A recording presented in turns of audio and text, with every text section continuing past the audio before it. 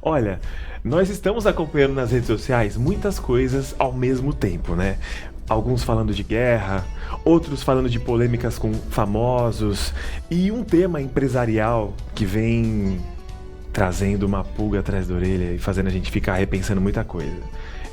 A gente está acompanhando agora muitas notícias envolvendo questões de franquias, né?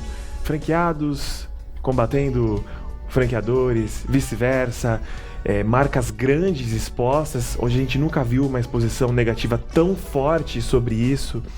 E eu trouxe hoje uma pessoa aqui que ela é muito, muito, muito competente no que faz, que é o Dr. Lucas Freitas. Ele é um advogado especialista no âmbito empresarial e também na questão de franquia. Então não tinha como falar disso sem trazer ele, porque ele vai poder falar com muita propriedade pra gente entender que momento é esse que nós estamos vivendo. Porque a gente viu uma marca exposta e outras que começaram a falar também, não a marca em si, mas os franqueados começando a tomar coragem, né, Dr. Lucas, de falar sobre essa situação, que são essas polêmicas dos franqueadores e os franqueados. Eu queria primeiramente te agradecer por você ter vindo. Você é um grande parceiro, Perfeito, um amigo. Cláudio. Eu que agradeço novamente o convite de estar aqui. Obrigado, admiro o teu trabalho, a tua seriedade e competência. Aliás, quanto tempo que você é advogado já? Vai fazer 10 anos agora. 10 anos? O tempo do programa quase, 11 anos de programa, 10 quase 11 anos, Olha só. E sempre foi no âmbito empresarial? Não. A gente sempre, quando sai da faculdade, a gente tem aquele período de se descobrir, né, dentro desse mundo do direito, que é um mundo muito complexo, é um mundo com muitas possibilidades, né, muitas possibilidades de atuação. Inicialmente, assim que eu saí da faculdade, pela minha vigência em estágios, eu comecei a trabalhar no contencioso imobiliário. Então trabalhava com corporações imobiliárias, também grandes construtoras em São Paulo. Bom segmento também, né? Também é um segmento muito interessante, quase sempre quente, né? E depois, naturalmente, eu fui migrando para o consultivo empresarial e foi onde eu me achei, realmente a minha grande paixão dentro do direito. O que entrega que você tem só 10 anos de experiência é a idade, porque você é novo.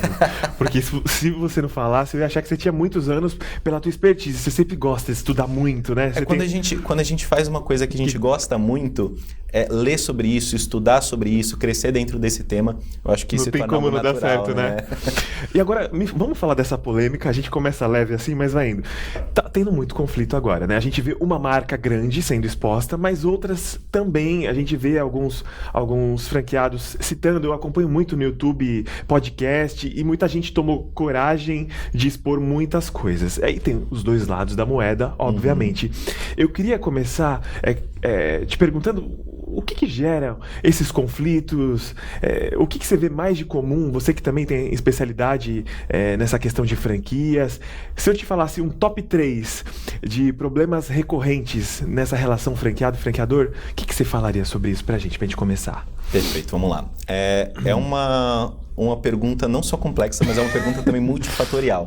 Tá? Porque não tem franquia, como qualquer atividade empresarial, não tem receita de bolo. Não. Certo? Então não é chegar e falar, poxa, você tem que prestar atenção nisso aqui. Entendi. Certo? Porque às vezes o que faz sentido para você não faz sentido para mim e vice-versa. Certo? Uma atividade empresarial em geral, não só dentro do franchise, é uma atividade de risco. Certo? Isso é uma questão legal, inclusive.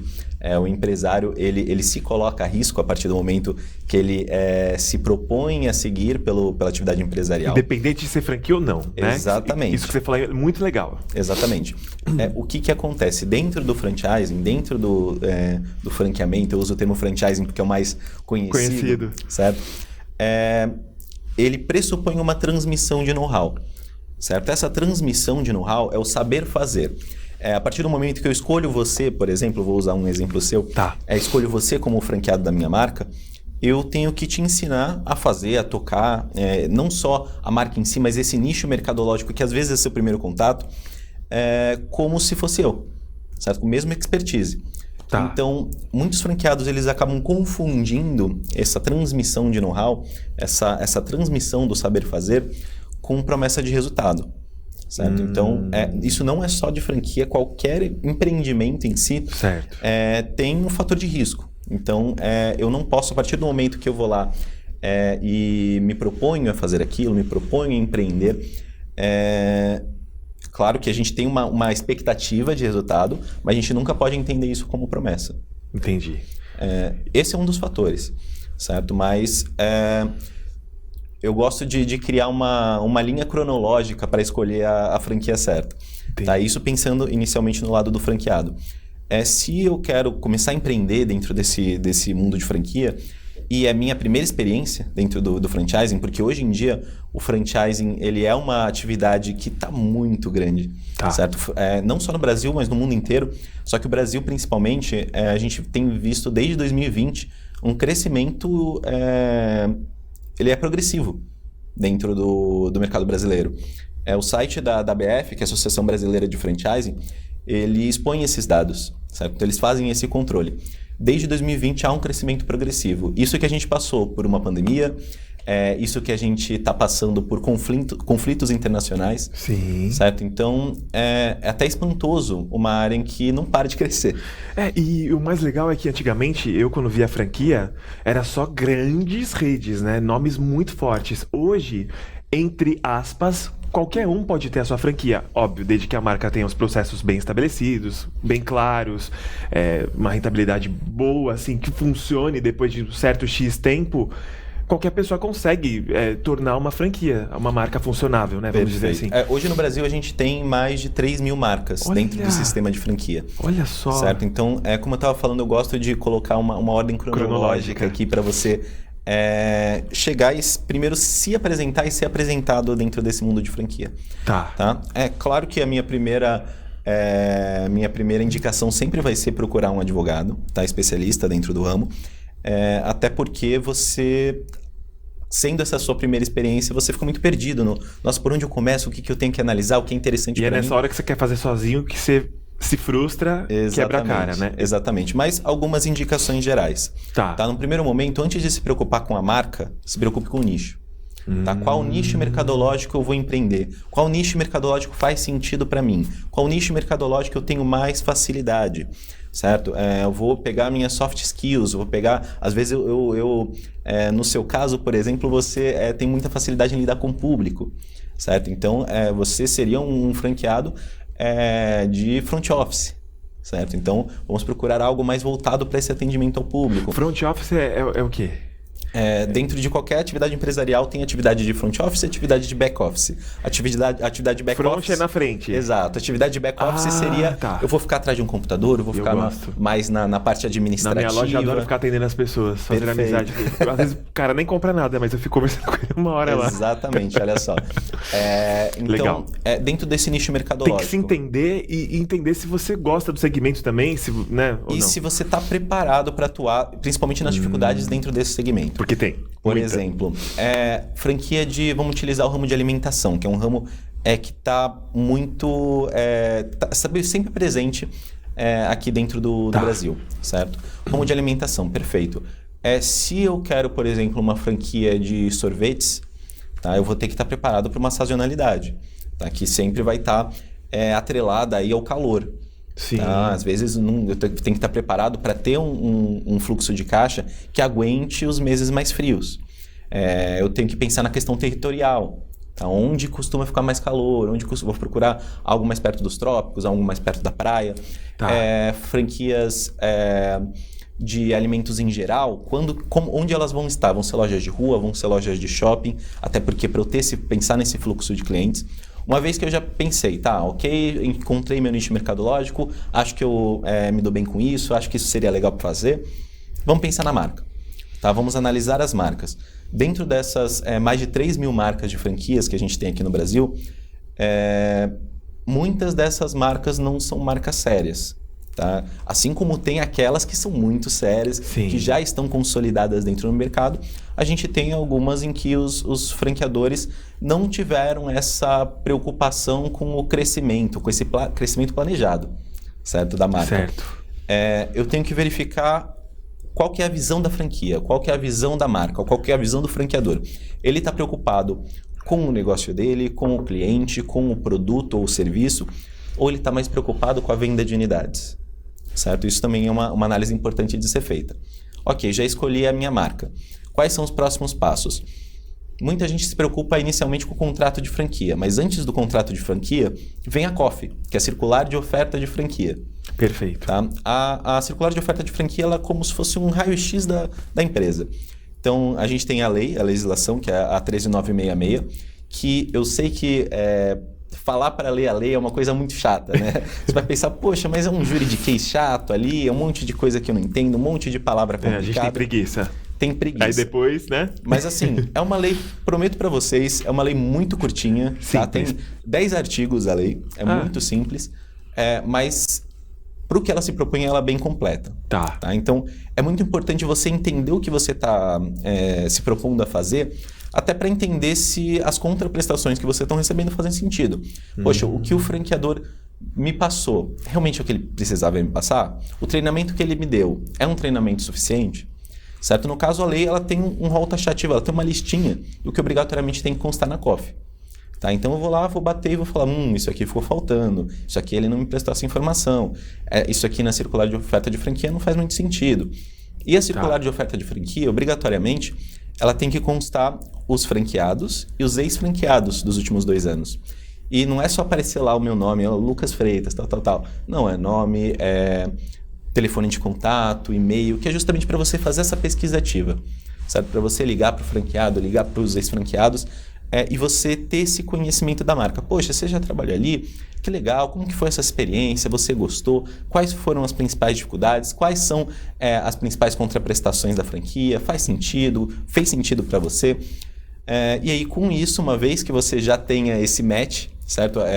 A franqueadora já te aceitou como franqueado, porque é uma análise que o franqueador também tem que fazer, tá? Se você tem uma visão empresarial parecida com a dele, e você aceitou a franqueadora também, a partir desse momento aí você passa para análise contratual. Entendi. Agora uma pergunta de leigo. A lei... Não, leigo não, é claro, eu acho que isso. A lei sobressai qualquer regra contratual.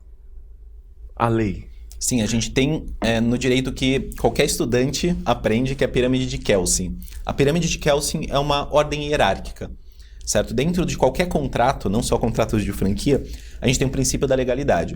O princípio da legalidade é eu não posso contratar, o pacta sunt servanda, esse contrato entre partes, ele faz lei entre as partes. Mas eu não posso contratar algo que vá diretamente contra alguma lei. Certo? Salvo algumas exceções. Tá? Aí que eu me preocupo. Mas essa é a via de regra. Tá, porque eu vou exemplificar assim.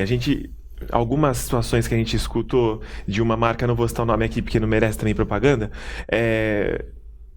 Eu tinha uma loja num shopping e essa loja bombou, Lucas, dessa marca. Ela bombou muito. E aí, o franqueador, ele quis comprar de mim essa loja. E eu não quis vender, porque ela estava ótima. E aí ele começou a me boicotar. Não sei se você já ouviu essa história. Me boicotar, aí começou a não chegar produto, os insumos caíram. Enfim, a loja ficou totalmente prejudicada até sangrar ao máximo. A pessoa não aguentou, fechou.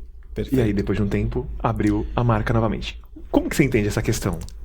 Dentro do COF, da parte jurídica que eu não... Perfeito. Primeiramente, a gente está trabalhando com um exemplo aqui para eu estudar especificamente e responder muita do jeito coisa, que mas seria mais correto, eu teria que analisar o contrato em si, tá? Porque sempre a gente procura algum descumprimento contratual, certo? Tem o contrato, que tem o regramento, tá? Os direitos e deveres de cada uma das partes, o que você pode fazer e o que você não pode fazer. Então, no primeiro momento, você verifica o contrato, no segundo momento, você verifica a lei. Tá? A gente tem questões comerciais envolvidas aqui também, certo? Questão de concorrência desleal, algo do tipo que também pode ser analisado aqui, tá? Mas eu diria que uma das principais situações que você tem que analisar dentro de um contrato de franquia, e isso é uma coisa que passa muito despercebido pela maioria dos franqueados, que eu já atendi, tá? É a análise da cláusula arbitral. A cláusula arbitral é uma cláusula que muita gente não sabe o que significa, passa batido por ela, mas ela é extremamente importante porque muitas vezes ela é um centro de discussão. Tá? O que vem a ser essa cláusula arbitral? Ela estipula a justiça arbitral como a justiça responsável para resoluções de conflitos entre as partes. certo? Então, se eu quero acontecer algum problema, não conseguir resolver, porque sempre é essa primeira orientação, tá? Vamos entender o que aconteceu, vamos chamar uma reunião com o franqueador, vamos conversar, vamos expor nessa situação, porque esse também é o papel do franqueador, tá? Ele, inicialmente, tudo correndo bem, ele tá lá para te ajudar, tá? Porque ele ganha com o seu ganho. Entendi. Certo? Então, com essa dinâmica, o primeiro passo sempre é sentar, chamar para uma conversa, expor a situação e buscar uma orientação, porque ele é o dono da marca, ele conhece a marca melhor do que ninguém, ele conhece o produto ou serviço, ele conhece a clientela. Tá? Então, ele vai propor, dentro de um cenário ideal, ele vai propor algumas sugestões para te ajudar. Caso isso não ocorra, você busca a segunda opção, que seria o auxílio do judiciário. Quando tem a existência dessa cláusula arbitral, você inicialmente não pode recorrer ao judiciário, certo? Você teria que recorrer a um tribunal arbitral, que é uma questão mais sigilosa, é um procedimento mais caro, tá? Então acaba muitas vezes minando essa busca do franqueado por um auxílio. Nossa, por isso que é importante o suporte nessa hora, né?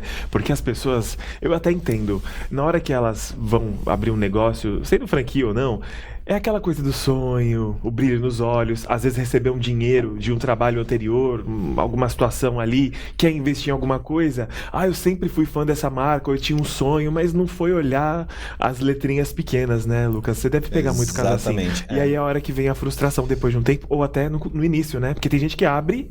Eu tive um caso que eu fiz uma inauguração era um quiosque de manutenção de celular, capinha, fazia a capinha personalizada na hora, num dos shoppings aqui do Gonzaga.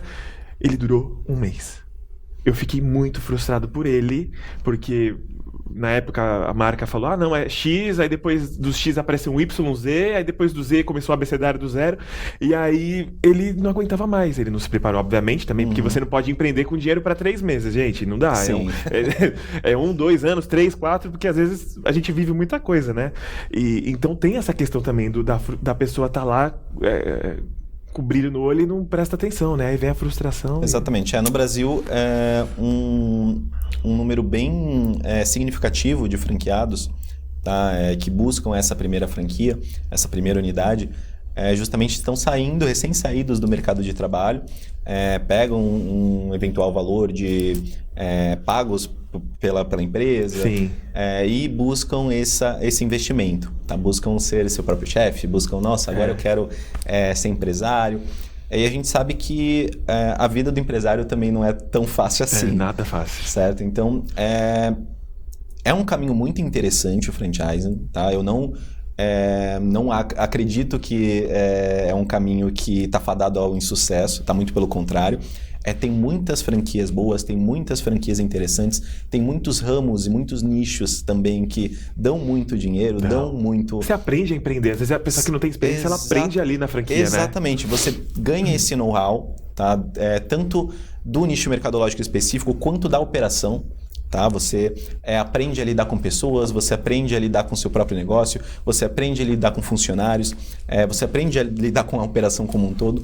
Então, fora o retorno econômico, certo? Que também é interessante, desde que seja bem analisado, desde que as coisas estejam claras, desde que esteja tudo em cima da mesa desde o começo. Você queria passar alguma mensagem antes da gente finalizar para quem está buscando entrar no mercado de franquias agora, alguém que está assistindo a gente? Que conselho? Eu sei que a entrevista inteira foram vários conselhos, mas se você pudesse falar, 2 coisas, o que você falaria para a gente? Perfeito. Para os franqueados, tá? Que estão buscando empreender nesse primeiro momento, pesquise, leia a lei, pesquise sobre o nicho mercadológico, analise, leia atentamente o seu contrato de franquia.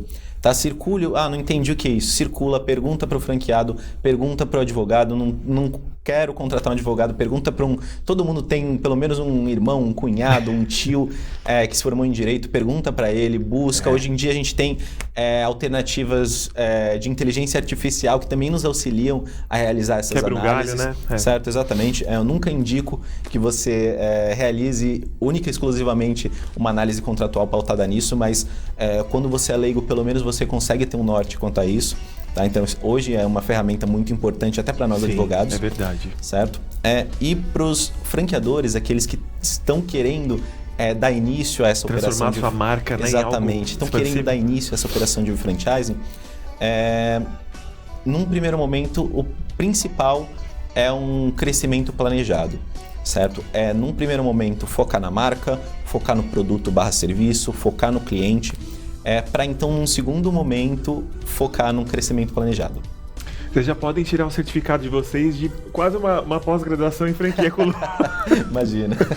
Foi uma aula, eu gostei, eu aprendi muita coisa aqui e eu tenho certeza que você de casa também gostaram. Ele volta, tá? A gente vai trazer mais assuntos com ele aqui no programa, espero que tenha... É porque é muita coisa, né, gente? Eu sei que Enfim, o telefone dele ficou aqui também, se alguém tiver dúvida, pode? Claro, com toda certeza. Se tiver pergunta, porque às vezes é tanta coisa, né, que vocês têm de dúvida, ou manda pro programa também, vocês podem mandar que a gente responde, tá bom? Foi um prazer estar com você aqui. Prazer, tudo meu, Cláudio. E aprender, né? Reitero aqui o agradecimento pelo convite. Muito obrigado, muito obrigado. Perfeito. Você assiste a entrevista completa para quem chegou no final e falou, poxa, o assunto era legal, queria mais informação. Vai no YouTube, programa Cláudio Abreu, vai estar lá, tá bom? Muito obrigado. Muito obrigado.